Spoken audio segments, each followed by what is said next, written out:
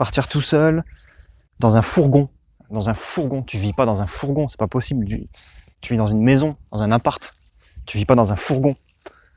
C'est pas logique. Normalement, il faut avoir un appartement. Et voilà. Pourquoi je ferais différemment, hein? Pourquoi je ferais différemment? Si personne ne le fait, si tout le monde a un appart, c'est que c'est comme ça qu'il faut faire. Puis en plus, je vais me retrouver seul. Voilà. Seul face à ça. Non, c'est pas possible. J'y arriverai pas. Et il va m'arriver des trucs. Je vais me retrouver tout seul dans des endroits chelous. Je vais être tout seul dans la forêt, dans mon camion. C'est dangereux. Voilà, c'est comme ça. C'est dangereux. Mais si, Félix, tu dois partir, tu dois te découvrir. Faut pas être parano, hein. Faut pas être parano. Au bout d'un moment, il n'y a pas tout qui se passe mal. Non, non, j'y arriverai pas. C'est mort. C'est dangereux. C'est ridicule de faire ça. C'est ridicule. Personne ne le fait. Regarde, la plupart des gens, ils font pas ça. Tu dois partir à l'aventure. C'est comme ça que tu vas devenir un homme. C'est comme ça que tu vas choper des meufs. Voilà. Oui, comme ça que tu vas choper des meufs. Okay. Ça te va, ça? J'y arriverai pas. C'est tombé. Et puis t'es qui d'ailleurs, toi? Pourquoi quitter sa zone de confort? On est bien chez soi dans son canapé. Pas de souci, quoi. Bonjour. Alors, vous avez vu le titre de la vidéo, donc vous savez très bien de quoi on va parler. Bon, ça va pas être la déprime, hein, cette vidéo, je vous rassure tout de suite, ça va pas être déprime, négatif, il faut pas partir, etc. Non, pas du tout, parce qu'il va y avoir deux parties dans cette vidéo. Là, la première partie, c'est, on va dire, le côté négatif qu'on peut croiser, qu'on peut avoir quand on part en voyage. Mais c'est pour faire l'introduction de la prochaine vidéo, qui sera les côtés positifs. Hein, parce que quasiment tous les côtés négatifs que je vais aborder dans cette vidéo ont une suite positive en fait. Globalement, je vais vous spoiler rapidement. Globalement, il n'y a que du positif hein, quand tu pars en van. Mais là, on va aborder le négatif. Alors attendez, je vais juste mettre mes lunettes parce que le soleil me fait mal aux yeux. Ouais, bon, c'est des lunettes de vue, donc ça change rien. J'ai oublié mes muscles à mon fourgon. Je les ai pas pris parce que c'est trop lourd. Mais sinon, j'ai beaucoup de muscles normalement. Donc du coup, pourquoi est-ce que vous ne devez pas partir en van? Et puis quelques anecdotes, un peu reloues parfois, comme beaucoup d'entre vous le savent. S'il y en a qui ne le savent pas, ils vont le savoir dans quelques secondes. Je suis parti faire un tour de France avec mon fourgon et mon parapente. Donc là, vous regardez des vidéos de fourgon, mais sachez que sur ma chaîne, il y a aussi des vidéos de parapente. Et du coup, je pense que je suis assez bien placé pour donner mon avis sur la vie en van et sur une aventure en van, globalement.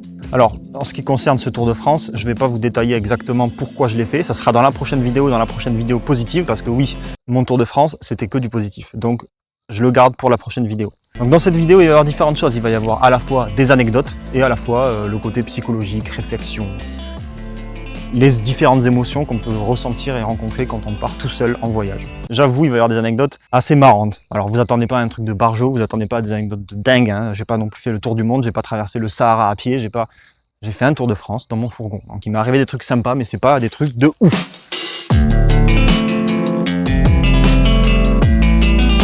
Alors une anecdote qui est vraiment rigolote. Alors c'est un peu relou parce que voilà, le truc c'est que, comme vous le savez, parce que vous regardez cette vidéo, je fais des vidéos sur YouTube et j'ai aussi une page Facebook et un compte Instagram. Et il y a des gens qui me reconnaissent de temps en temps, ça arrive qu'il y ait des gens qui me reconnaissent, qui viennent me voir. Et j'apprécie beaucoup leur parler à chaque fois, il y a aucun problème, n'hésitez pas à venir me voir si vous me voyez. Il y a beaucoup de fois le mot voir quand même. Un jour j'ai été garé sur une aire de repos au bord de la route et je venais de tourner cette vidéo là. Je tournais une scène où dans la vidéo je suis en train de dormir. Et il y a quelqu'un qui vient frapper à ma porte, donc c'est moi. Hein. En gros, c'est quelqu'un qui vient frapper à ma porte et qui vient me réveiller. Voilà. Donc ça me saoule un peu dans la vidéo, on le voit. Mais voilà, c'est une mise en scène. J'ai tourné cette vidéo sur cette aire de repos pour présenter mon lit. Je finis de tourner la vidéo, je fais le montage le soir, nickel. Voilà, je me couche, je suis satisfait parce que le montage est plutôt pas mal, je suis content de moi. Je dors. 9 h du mat, j'entends, je vous jure que c'est vrai, j'entends toc toc toc, un mec, totalement sereinement, qui vient, il voit mon fourgon, et il vient me réveiller, il vient frapper chez moi à 9 h du mat. Tu peux frapper, il n'y a personne qui répond, ça va. Mais le mec insiste, hein, et puis il entend crier « Ah, le chat qui vole et tout, dehors !» Alors voilà, c'est pas très grave, hein, c'est rigolo, c'est juste que j'étais en train de dormir. Voilà, j'étais en train de dormir. Mais le mec insistait quand même, il a quand même voulu vraiment parler. Donc je suis sorti, je lui ai parlé un petit peu, il m'a dit « Ah, tu vas faire du parapente, etc. » Je pense qu'il a bien vu que je venais de me réveiller, il a bien vu ma tronche. Hein, niveau réveil, je pense qu'il doit avoir encore la marque de l'oreiller sur la joue. C'est le truc négatif quand tu as une chaîne YouTube et que tu t'exposes, je l'assume. Mais voilà, ça peut arriver que des fois, il y ait des moments relous comme ça. Comme par exemple cet avion qui passe là, tout de suite. L'anecdote, c'est pas que le mec soit venu frapper. L'anecdote surtout, c'est que je venais de tourner cette scène, cette vidéo la veille, et que le lendemain, comme par hasard, il y a un mec qui vient frapper. Et ça m'est arrivé une seule fois, sur plus d'1 an.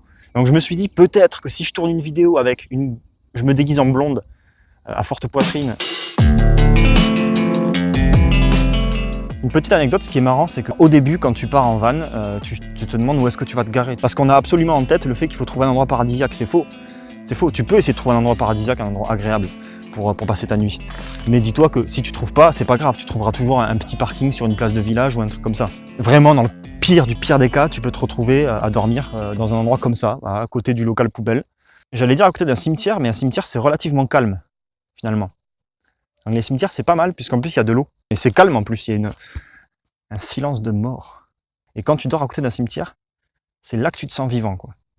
Donc du coup, au début, tu galères un peu à dormir, tu te dis où est-ce que je vais me garer, etc. Mais c'est pas un problème, t'improvises, tu trouveras forcément, dans le pire des cas, une petite place dans un village pour dormir. Ce qui est marrant aussi, c'est qu'une fois que t'es garé, souvent tu oublies où tu t'es garé.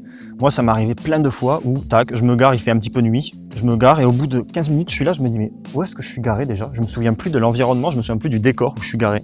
J'ai oublié tout simplement. Parce qu'il faisait nuit, parce que j'ai pas porté mon attention sur l'endroit où j'étais garé. Donc c'est rigolo, des fois tu es enfermé dans ton van et tu te souviens plus comment c'est autour. Il te faut bien des fois 2-3 minutes pour te souvenir d'où tu es garé. Et ce qui est rigolo du coup aussi les toutes premières nuits où tu dors en van et où tu trouves un endroit sympa comme par exemple je sais pas à côté d'une falaise ou à côté d'un lac, tu sais juste à côté d'un endroit qui est pas sûr quoi, qui est un peu chelou, c'est pas un champ tout plat comme ça. Et ben au tout début t'as une sensation un peu bizarre parce que quand tu fermes ta porte et que tu t'enfermes dans ton van et que t'es dans ton van, enfin moi ça me l'a fait en tout cas plusieurs fois, j'étais garé à côté d'un lac et j'avais l'impression que mon fourgon était genre à 1 mètre du lac alors que j'étais garé à 20 mètres. Hein. Mais le fait d'être garé proche d'un lac et de te dire que ton fourgon il est sur des roues, t'as peur, tu te dis ça se trouve dans la nuit il va rouler dans le lac et je vais me réveiller au milieu de l'eau quoi. C'est pas possible, non, ça peut pas arriver ça. C'est juste que au début c'est bizarre de s'endormir dans une cabane avec des roues et à côté d'une falaise, je vous en parle même pas, c'est encore pire. Quand tu te gares à côté d'une falaise, t'as l'impression que le moindre coup de vent, ton van, il va dégager dans la falaise quoi. J'espère que ça enregistre. Si ça enregistre pas, ça fait 20 minutes que je parle pour rien, ça va être parfait ça. C'est bon. C'est marrant, c'est rigolo. Au début c'est un peu troublant, mais c'est rigolo. Je vous déconseille de dormir sur la bande d'arrêt d'urgence d'une autoroute. Alors oui, autre question. Est-ce que je vais me faire dégager par la police? Est-ce que j'ai le droit de dormir ici? Est-ce que je vais avoir des problèmes? Règle numéro 1, si tu le sens pas, tu te casses. Voilà, si tu sens pas l'endroit, si tu as l'impression que t'es pas à l'aise, tu te barres. Tu mets tes clés, tu te casses loin, tu vas dormir ailleurs. Il vaut mieux être serein et qu'il t'arrive rien qu'être pas serein et qu'il t'arrive rien. Ouais. Je sais pas si ça se tient comme phrase, mais bon, bref. Si tu le sens pas, tu vas dormir ailleurs. Ça m'est arrivé sur 1 an, ça m'est arrivé peut-être 2 ou 3 fois d'avoir les flics qui viennent me voir et qui me disent « Monsieur, vous n'avez pas le droit de rester là, il faut partir. » Tu pars, tu vas dormir ailleurs, c'est pas grave. Ça m'est arrivé une fois de me garer à côté des vignes et que le mec vienne me voir et qui me dise « Mais qu'est-ce que vous faites là, monsieur ?» Et je lui explique. Et il a vu que j'étais quelqu'un de correct et il m'a dit « Ok, il n'y a pas de problème, vous pouvez rester là, vous pouvez dormir là, tant que vous ne laissez pas de déchets derrière vous, c'est bon. » Alors il y a un mec un jour qui vient frapper à mon fourgon à 7 h du mat. Ah si, ça m'est arrivé une deuxième fois qu'un mec vient frapper à mon fourgon, mais c'était pas un abonné, il est pas venu frapper parce qu'il avait marqué le chat qui vole, il est venu frapper parce qu'il se demandait qu'est-ce qu'on faisait là. Donc il est venu frapper à 7 h du mat, hein, 7 h du matin. 7 h du matin, tu dors. Enfin moi je dors personnellement à 7 h du matin, je sais pas vous, mais moi je dors. Vous allez me dire l'avenir appartient à ceux qui se lèvent tôt. Moi j'ai envie de vous dire l'avenir appartient à ceux qui se lèvent tôt. Et ceux qui se lèvent tôt, puisqu'ils sont fatigués, eh bien, ils lèguent l'avenir à ceux qui se couchent tard. Ben moi je me couche tard. Voilà. Il y a un mec un jour à 7 h du mat, il vient frapper. Donc j'ouvre mes jambes. J'avais la tête dans le cul, mais j'avais la tête dans le cul tellement profond que j'étais retourné comme une chaussette. J'ouvre, il me dit « Monsieur, mais qu'est-ce que vous faites là ?» À 7 h du mat, je dors. De manière générale, je dors. Donc je lui ai dit ben, « Je dors. » Il me dit « Ah d'accord. À 7 h du mat, tu vas pas réveiller les gens comme ça. Ça se fait pas. C'est pas bien de faire ça. » J'ai oublié les clés dans mon fourgon. Voilà. J'avais dû appuyer sur le truc pour fermer mon fourgon quand j'étais à l'intérieur de mon fourgon avec les portes ouvertes. Je sors de mon fourgon, je ferme la porte, j'entends clac, clac, clac, clac. Tout se verrouille. Mes clés. Je regarde par la vitre de mon fourgon. Qu'est-ce que je vois? Je vois des clés qui brillent sur mon lit. J'étais bien dégoûté, donc mes clés enfermées dans mon fourgon. Donc moi, j'étais enfermé dehors. Dans mon fourgon, il y avait mon ordi qui était allumé, qui tournait. Il y avait mon portable, il y avait tout. J'étais genre comme ça, voilà. J'étais comme ça. En mode normal, mais sans mon fourgon, quoi. Ensuite, ça s'est bien passé, il n'y a pas eu de souci. Si vous voulez plus de renseignements, vous pouvez aller voir cette vidéo. Se faire enliser. Voilà, je me suis déjà retrouvé enlisé dans des champs. Ça arrive à tout le monde. C'est pas très grave non plus. Hein. Voilà, tu t'enlises, tu ressors. Tu trouves un moyen pour ressortir, tu appelles la dépanneuse, tu trouves un mec qui a un 4x4 dans le coin, un mec qui a un tracteur, ou alors tu as des chaînes. Enfin, tu trouves toujours une méthode. C'est pas très grave ça de s'enliser. Alors ouais, moi il y a un truc qu'il faut savoir, c'est que j'aime pas conduire. Vraiment, j'aime vraiment pas conduire. Donc je pars faire un tour de France en fourgon et j'aime pas conduire. Donc déjà ça commence bien niveau malaise. Hein. Alors j'aime pas conduire. C'est pas que j'aime pas conduire, c'est que ça m'intéresse pas forcément de conduire. J'aime bien aller dans des endroits nouveaux, visiter, etc. Mais conduire, c'est pas forcément ma passion. Surtout en ville. Surtout en ville. Oh la ville. J'aime pas conduire 2 heures de route. Donc moi, mon Tour de France, je l'ai fait, je faisais un quart d'heure de route par jour maximum. Un quart d'heure, 20 minutes. J'aime pas conduire, mais c'est pas grave, ça m'a pas pourri mon voyage, loin de là. Alors là, je m'en foutais. C'est juste que quand je devais prendre la route, j'étais pas, ouais, trop bien, je vais conduire, quoi. Ah ouais, alors un autre truc aussi, qui était un peu relou, qui m'est arrivé. J'étais garé dans un endroit peinard, hein, j'étais tranquille, avec la porte un petit peu ouverte, etc. Je bossais sur mon ordi, peinard quoi, hein, vraiment en mode, voilà. Et il y a des mecs qui se garent un peu plus loin, au loin. Une nana, 2 mecs, ils allaient courir, voilà, ils allaient se préparer pour aller faire un footing. Ils s'approchent de mon fourgon, je les vois s'approcher, je me dis, ok, c'est bon, j'ai compris, eux ils viennent me parler. Ils sont arrivés à mon fourgon, ils m'ont dit bonjour, donc moi j'ai ouvert ma porte, j'ai dit bonjour, j'ai commencé à parler avec eux et tout. Ils me disent, ah ben on vient voir l'intérieur du fourgon. Voilà. Tu vas chez quelqu'un, tu lui dis bonjour, je viens voir chez vous. C'est un peu relou ça, non, quand même? Bon alors voilà, j'avais la porte ouverte, etc. Mais même, tu vas pas chez quelqu'un en disant je veux visiter chez toi, quoi. C'est chaud. Surtout que tu connais pas la personne, c'est bizarre. Moi je m'en fous. Alors du coup, je leur ai dit ok, y a pas de problème. J'ai ouvert la porte, c'était un gros bordel monstrueux. Hein, donc c'était assez gênant. J'ai ouvert la porte et je leur ai dit ok, ben regardez, là, voilà, il y a ma cuisine, là, il y a mon lit, voilà, il se déplie. Et là, la nana, qu'est-ce qu'elle fait? Elle dit, oh ben d'accord, je vais prendre une photo. Elle rentre dans mon van, elle s'assoit sur le canapé à côté de moi, et elle commence à prendre des photos de mon van. Ouais, écoute, ok, ouais. Ce qu'on peut faire, si tu veux, c'est que moi je pars, je te donne les clés, puis je te donne mon van, hein. Allez, faisons ça. Là, vous êtes en train de vous dire, ouais, c'est bon, c'est un van et tout. Mais c'est chez moi. Imagine, toi, t'es chez toi, en train de regarder cette vidéo, là, tu es en train de regarder cette vidéo, il y a un mec qui frappe chez toi et qui dit, bonjour, oui, je viens visiter votre maison. Alors oui, on se connaît pas, je m'appelle Jean-Pierre. Jean-Pierre intrusif, enchanté. Je viens visiter votre maison. Ah, je vois que vous avez un reste de lasagne là. Du coup, je peux les manger, j'imagine? Vous me les laissez, vous allez pas dire non, vous êtes trop timide. Puis après, je vais emprunter vos toilettes aussi, vite fait. Je vais détruire vos chiottes là, par contre, je suis un peu malade en ce moment. Puis après, je partirai. Voilà, j'espère que ça vous dérange pas. Bref, voilà, petite anecdote. Ça, c'était un peu chiant. Là, vous êtes en train de vous dire, mais il fait que se plaindre, ce gars, c'est pas possible. Mais c'est normal, c'est la vidéo négative. Il y aura une vidéo positive avec des trucs mieux, des trucs rigolos, des trucs émouvants. Vous voyez, c'était pas méchant. Hein. Il m'a jamais arrivé de trucs désagréables. Il m'est jamais arrivé de trucs mauvais. Maintenant, je voudrais vous parler de choses qu'on peut ressentir quand on part voyager en van. Je suis pas psychologue, on n'est pas là pour faire de la philosophie, on n'est pas là pour faire de la psychologie. Je vais pas vous donner exactement ce qui va se passer dans votre tête. Je vais pas vous dire exactement ce que vous devez faire. Je vais vous dire ce que moi j'ai ressenti, ce que moi j'ai vécu en partant tout seul en van. Pour ça, je vais changer de décor parce que là, il va commencer à faire nuit. Donc on va partir, je sais pas. On va s'asseoir tranquillement.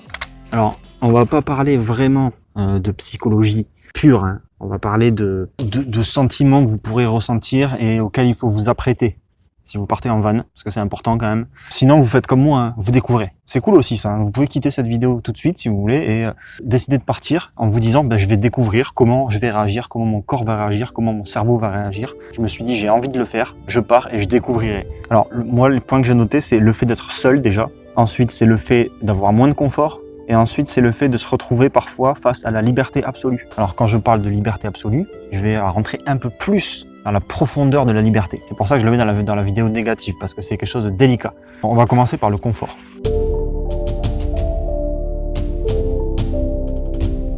Si tu es une personne qui veut absolument son lit king size avec son gros matelas, prendre une douche chaude tous les jours ou avoir un grand dressing avec 50 paires de chaussures, avoir, je sais pas, mais tout le confort possible, ça va être compliqué. Alors selon le van que tu as, évidemment, il peut y avoir plus ou moins de confort, c'est normal. Tu peux avoir un gros camping-car avec la clim, la cheminée, une piscine dans ton camping-car si tu veux, si tu as les moyens. Mais globalement, quand tu pars en van aménagé, ça va pas être tout confort. Bon, moi, mon van, soyons clairs, c'est l'équivalent de la chambre de Harry Potter, sous les escaliers. C'est la même taille, je pense que ça fait... Il faut que vous soyez conscient que votre confort physique il va être restreint.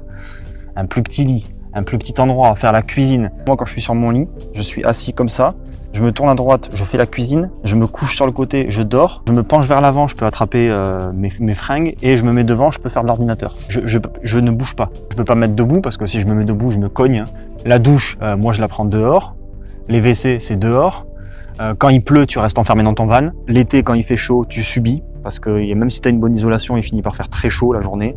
L'hiver, quand il fait froid, tu subis. Parce que même s'il y a une bonne isolation, il finit par faire froid dans le van. Bref, je vous laisse faire la liste que vous voulez en fonction de votre van, etc. Mais il faut que vous sachiez que le confort, vous l'aurez pas. Maintenant, le deuxième point, c'est la solitude.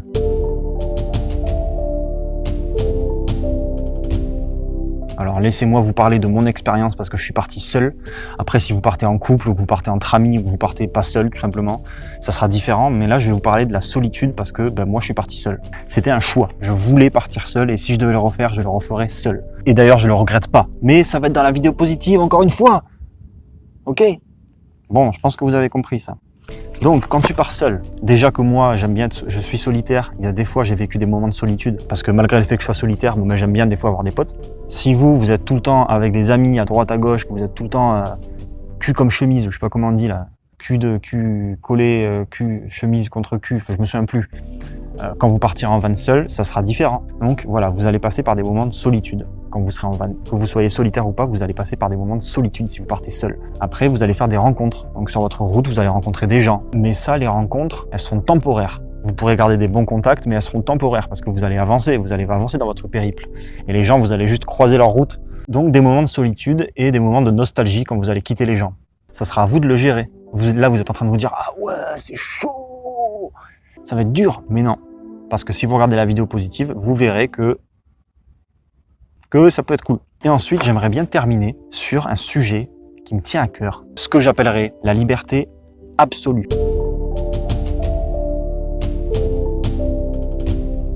Pour moi, la liberté, c'est quand tu pars en van, que tu vas voir des potes, que tu fais ci, que tu fais ça, que tu vas voyager, que tu prévois des trucs qui te plaisent, etc. Là, t'es libre. Moi, je veux plutôt vous parler de la liberté absolue. C'est-à-dire que tu arrives à un moment où t'as plus de contraintes, t'as plus de délai, t'as plus personne à aller voir, t'as plus d'objectifs. Pour vous donner un exemple concret, j'ai fait mon tour de France, j'avais planifié des choses, j'avais dit bon, à cet endroit-là, je vais aller faire une photo de panneau, à cet endroit-là, je vais aller visiter, à cet endroit-là, je vais aller voir un pote, je vais aller voir de la famille, etc. Donc j'avais des objectifs dans le temps, j'avais des contraintes, j'avais des trucs planifiés. Donc j'étais libre, mais j'étais pas absolument libre, parce que je m'étais moi-même imposé des contraintes qui me plaisent certes, mais je m'étais imposé des contraintes, des délais, des points de chute, des points clés. Et une fois que j'ai fini mon tour de France, quand je suis allé voir mes parents, pour Noël, donc je leur ai fait la surprise, vous pouvez aller voir cette vidéo qui apparaît là, je suis rentré à Noël, ils le savaient pas. Donc je suis allé voir mes parents, donc 2 semaines avant, j'avais ce point clé là, aller voir mes parents, leur faire la surprise, donc j'étais tout excité. J'y suis allé, et une fois que j'ai vu mes parents et que j'ai passé Noël avec eux et le jour de l'an, j'avais entre guillemets terminé mon tour de France, parce que j'avais fait le tour de la France. Et là je me suis retrouvé dans mon van avec plus aucun objectif, je savais pas à quel endroit je devais partir, je savais pas si je devais aller visiter tel endroit, si je devais aller voir des potes, j'avais personne à aller voir, j'avais pas d'endroit à visiter, j'avais plus de points clés, j'avais plus de contraintes. Et du coup, je me suis retrouvé face à rien. En fait, pour moi, c'est ça, c'est la liberté absolue. Et j'ai rencontré quelqu'un sur ma route qui reflète exactement ça. J'ai rencontré un mec dans une roulotte, qui vivait dans sa roulotte depuis 20 ans. Je sais pas si vous imaginez, 20 ans. Et il vit dans sa roulotte avec son cheval, du coup, qui tire la roulotte, avec son chat, son chien et une poule. Et il s'arrête dans des endroits, dans des prés. Donc, dans les prés, il y a son cheval qui peut manger l'herbe, etc. Il lâche son chien, son chat, sa poule, il la laisse en liberté, ils sont habitués. Et il se déplace d'endroit en endroit sans savoir où il va. Et lui, il vit la liberté absolue parce qu'il n'a pas de plan. Il n'a pas de plan pour le lendemain. Il fait ce qu'il veut quand il veut. Il est face à la liberté absolue et il est seul. Donc voilà, pour moi, la liberté absolue, c'est ça. C'est tu pars et au bout d'un moment, tu te retrouves sans objectif. Faut le vivre pour le ressentir. Et là où je veux en venir, c'est que c'est très très déstabilisant. Il faut faire attention parce que ça peut être déprimant. Ça s'est pas très bien passé pour moi au début. Je suis solitaire, mais là j'étais face à la liberté absolue. Donc au-delà de la solitude, j'avais plus d'objectifs. Donc j'ai réussi à en retrouver très vite à des objectifs. J'ai repris mes vidéos, j'ai repris mes photos. Je me suis dit tiens, il faut que j'aille là, je vais aller voir ce pote, etc. Je me suis repris en main. Je me suis remis des contraintes. Mais la liberté absolue, c'est très compliqué. C'est une expérience à vivre. Et ça, j'en parlerai dans la vidéo positive. Donc voilà, je vais pas en dire plus. Écoutez, messieurs, dames, c'est tout pour moi. Donc, si je peux vous donner un petit conseil, ne partez pas en van parce que on y prend goût et ça devient très très addictif. Et vous comprendrez pourquoi dans la prochaine vidéo. Donc j'espère que celle-ci vous aura plu, qu'elle vous aura un petit peu fait rire. J'espère qu'elle vous aura pas cassé votre motivation. Surtout, il ne faut pas que ça vous ait cassé la motivation. Parce que vous verrez dans la prochaine vidéo. Si vous avez aimé cette vidéo, n'hésitez pas à mettre un pouce bleu, un commentaire. N'hésite pas à t'abonner si tu regardes cette vidéo pour la première fois et que tu es sur ma chaîne. Moi, je vous dis à très bientôt. Je vous embrasse et je vous fais des gros bisous. Voilà.